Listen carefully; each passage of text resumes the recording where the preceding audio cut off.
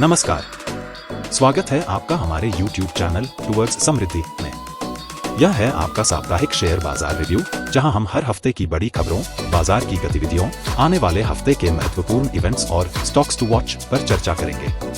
यहां आपको मिलेगा आसान भाषा में वह सब कुछ जो आपके निवेश और बाजार की समझ के लिए जरूरी है।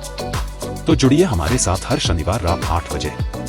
चलिए शुरू करते हैं इस हफ्ते का बाजार विश्लेषण।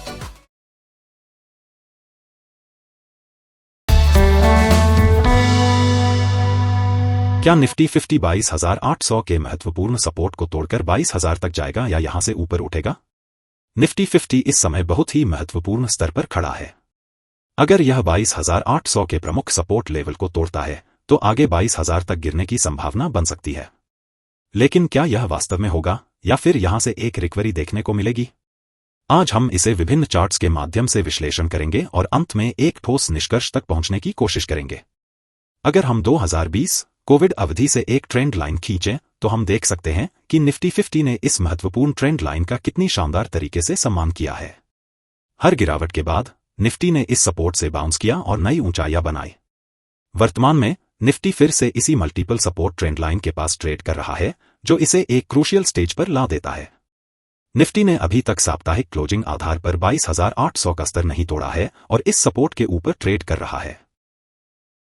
यदि हम फाइबोनैची रिट्रेसमेंट को इस मल्टीपल सपोर्ट ट्रेंड लाइन के ऊपर ड्रॉ करें तो हम देख सकते हैं कि 0.236 फाइबोनैची स्तर ठीक 21,945 यानी 22,000 के स्तर पर स्थित है।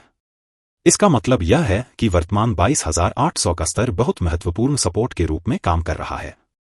यदि यह स्तर टूटता है तो निफ्टी 22,000 तक गिर सकता है, जो एक मजबूत सपोर्ट जोन है और यहां से बाजार में बॉटम बन सकता है या रिकवरी देखने को मिल सकती है। इसलिए 22,800 का स्तर निकट भविष्य के लिए बहुत क्रूशियल रहेगा। बैंक निफ्टी ने पिछले हफ्ते एक हेड शोल्डर्स पैटर्न को पूरा किया और नेकलाइन के पास क्लोजिंग दी। फिलहाल यह 49,099 पर बंद हुआ है, जो इसके S1 48,146 के करीब है। अगर यह लेवल को तोड़ता है तो अगला महत्वपूर्ण सपोर्ट S2 45,388 पर होगा। ऊपर की ओर इमीडिएट रेजिस्टेंस R1 49,669 और बड़ा रेजिस्टेंस R2 55,404 पर है।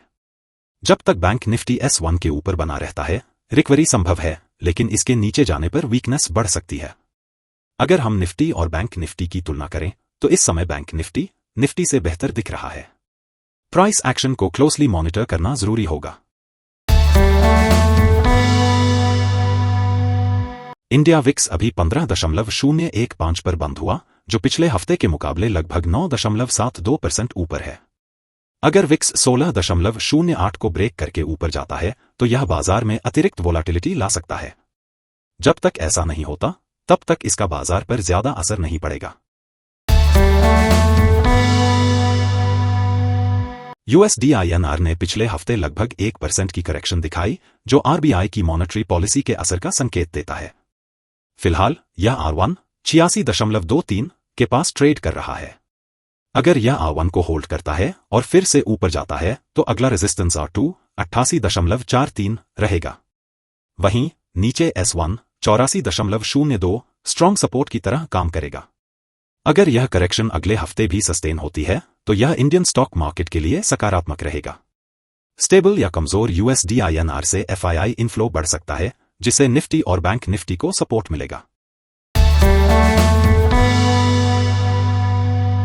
डाउ जोन्स 44,546 पर बंद हुआ और अपट्रेंड लाइन के ऊपर सस्टेन कर रहा है।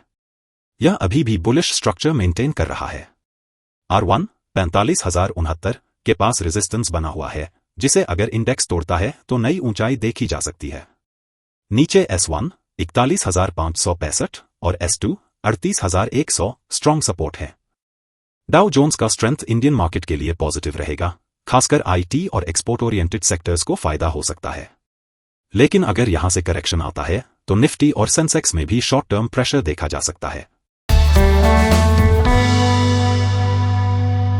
नैस्डैक 22,116 पर बंद हुआ और अपट्रेंड लाइन को रिस्पेक्ट कर रहा है, जो स्ट्रॉन्ग अपवर्ड मोमेंटम को दर्शाता है। वीकली चार्ट एनालिसिस से पता चलता है कि इंडेक्स लगातार हायर हाइस बना रहा है, जो बुलिश स्ट्रेंथ को कंफर्म करता है। अगर हम चार्ट में फिबोनाची ड्रॉ करें तो हमें अगला रेजिस्टेंस लेवल 26,075 मिल सकता है। नैस्डैक की मजबूती इंडियन आईटी सेक्टर के लिए पॉजिटिव रहेगी। अगर यह अपट्रेंड कंटिन्यू करता है तो निफ्टी आईटी और टेक्नोलॉजी स्टॉक्स को फायदा मिलेगा। हालांकि कोई भी मेजर करेक्शन निफ्टी आईटी में शॉर्ट टर्म वॉलेटिलिटी ला सकता है। इस हफ्ते ग्लोबल मार्केट्स ने पॉजिटिव मोमेंटम दिखाया, जहां नैस्डैक और डाउ जोन्स अपट्रेंड में बने रहे। नैस्डैक की स्ट्रॉन्ग बुलिश कैंडल ये संकेत देती है कि टेक स्टॉक्स में तेजी जारी रह सकती है। वहीं डाउ जोन्स अपने ट्रेंड लाइन सपोर्ट से बाउंस होकर नए हाइस की ओर बढ़ रहा है। इंडियन मार्केट्स को भी इसका फायदा मिल सकता है, खासकर अगर यूएसडी INR करेक्शन सस्टेन करता है। मार्केट हमेशा अपॉर्चुनिटी देता है, बस सही नजरिया और पेशेंस चाहिए। फियर और ग्रीड से ऊपर उठकर डिसिप्लिन्ड इन्वेस्टिंग करें। हर करेक्शन एक नई सीख और ग्रोथ का मौका होता है।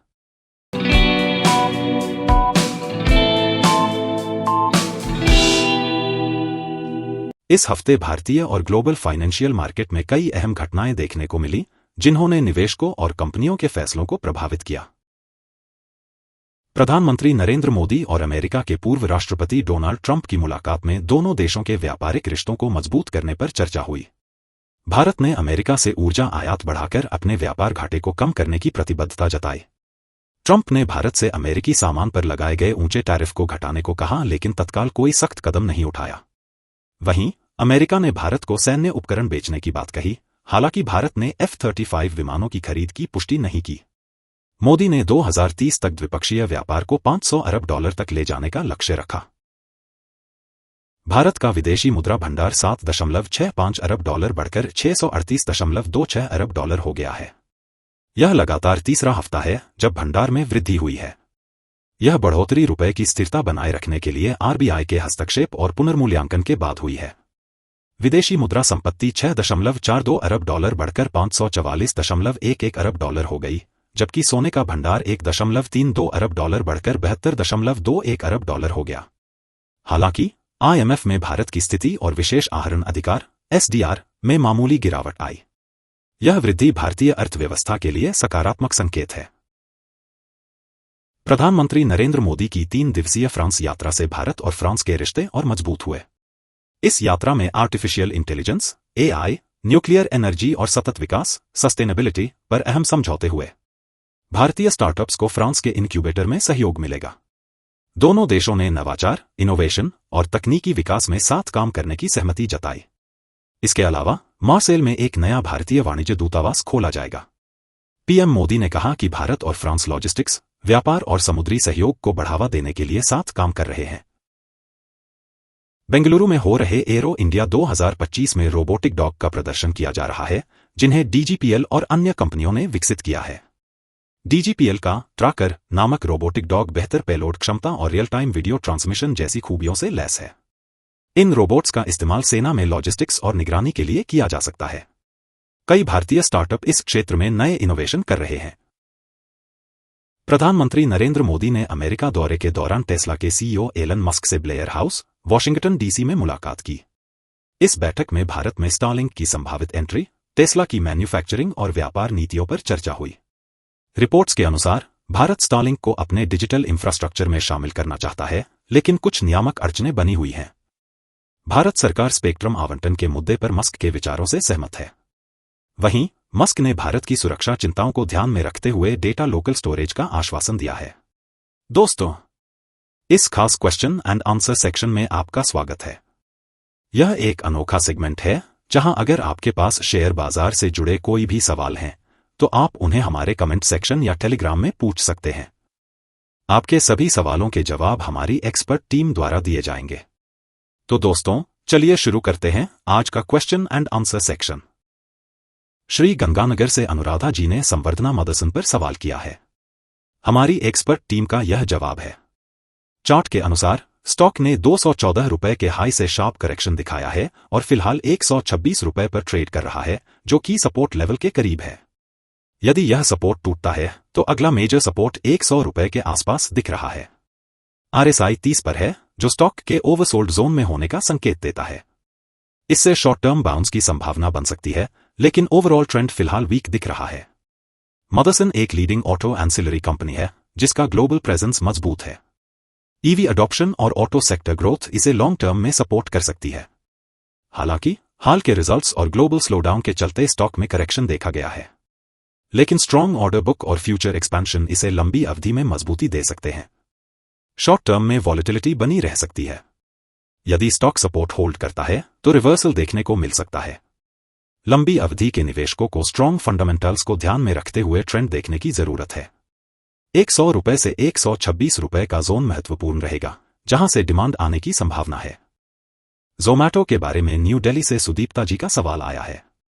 पेश है हमारी एक्सपर्ट टीम की राय।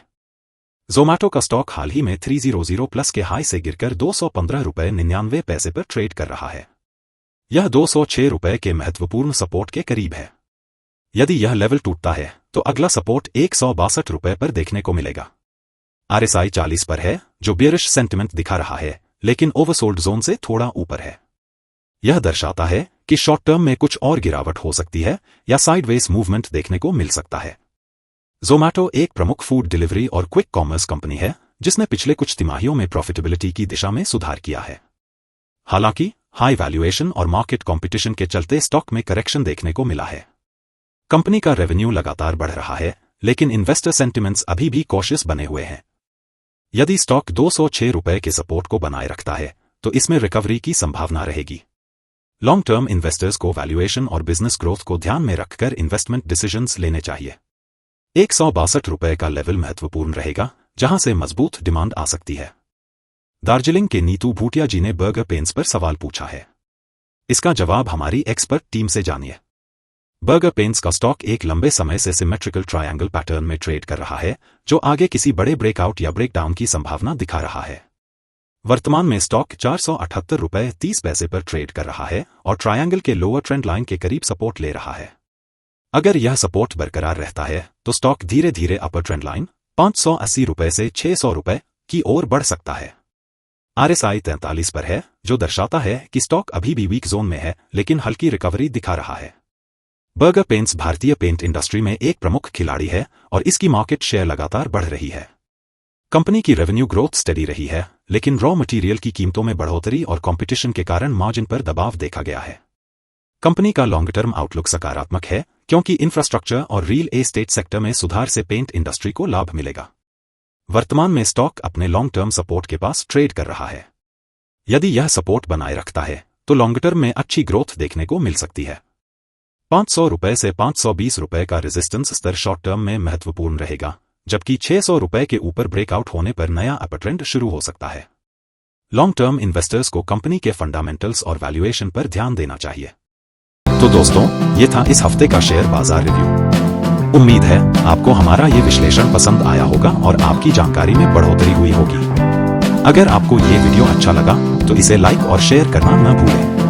और हाँ, हमारे चैनल टुवर्ड्स समृद्धि को सब्सक्राइब करें ताकि आप कोई भी अपडेट मिस न करें। हमसे जुड़े रहें और अपने सवाल या सुझाव नीचे कमेंट में जरूर लिखें।